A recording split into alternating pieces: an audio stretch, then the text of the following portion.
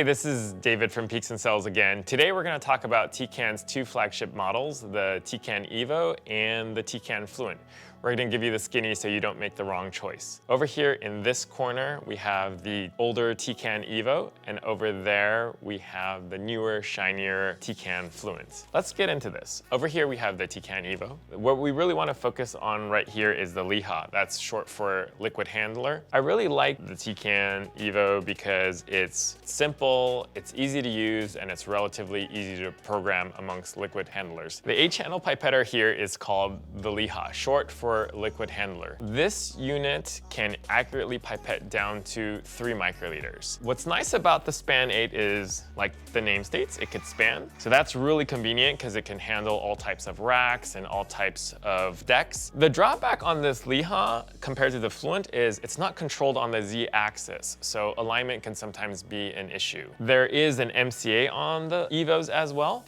Stands for the multi-channel arm. It needs different tips than the LIHA, so that's a drawback in that you need 2 types of tips. So LIHA has LIHA tips, MCA has MCA tips. The MCA on the Evo works pretty darn well for 96 well plates. It doesn't work quite as well for 384. Overall though, given its price point and the ability for it to be serviced by third parties and the ubiquity of this unit on the market, it's great for the vast majority of applications. So now let's compare that to the Tecan Fluent. The hardware on the Tecan Fluent is quite a bit of an upgrade. It's significantly faster than the Evo. The arm movements are much smoother and much quicker. So let's take a look. So the 8 head on this unit is also a Span 8, but this time it's called an FCA, so that's flexible channel arm. But it can still span. The improvement on this unit is it's also controlled on the Z-axis now. It's a lot better in terms of positioning and reproducibility. You don't lose steps over time. And the pipetting accuracy is improved. So the specification says it could go down to half a microliter, but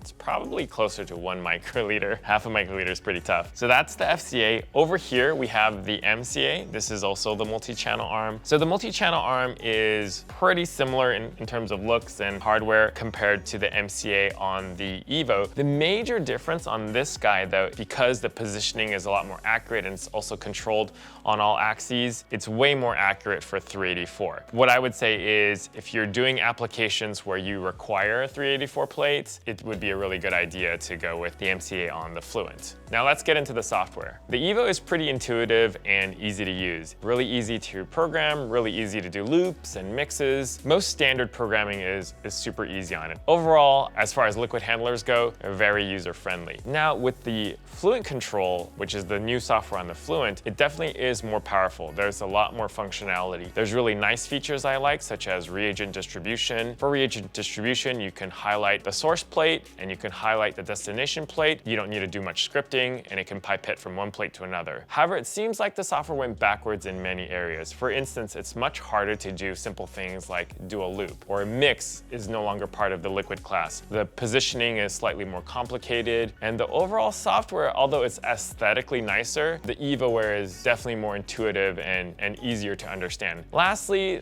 a few drawbacks on the Fluent is the software for the service is locked and must be serviced by a Tecan engineer, so it's a lot harder to get third-party service on the Fluent, whereas for Evo, it's much more readily available. Overall, I would say for most pipetting applications, the Evo is much more cost-effective and it's very easy to use. The vast majority, the Evo would probably be a better choice. For the Fluent, there are certain cases where you really need that unit. Definitely if you're doing 384 applications, you might want to consider the Fluent, and if you have very low volume applications, then I would also consider going with the Fluent and just paying that difference. All right, so that's my review for the Tecan Evo versus the Tecan Fluent. If you enjoyed that video and you want me to dispense more videos at a specific volume, please let me know. If that pun hurt your heart, I did a good job. That's it for this time. I'll see you in the next video.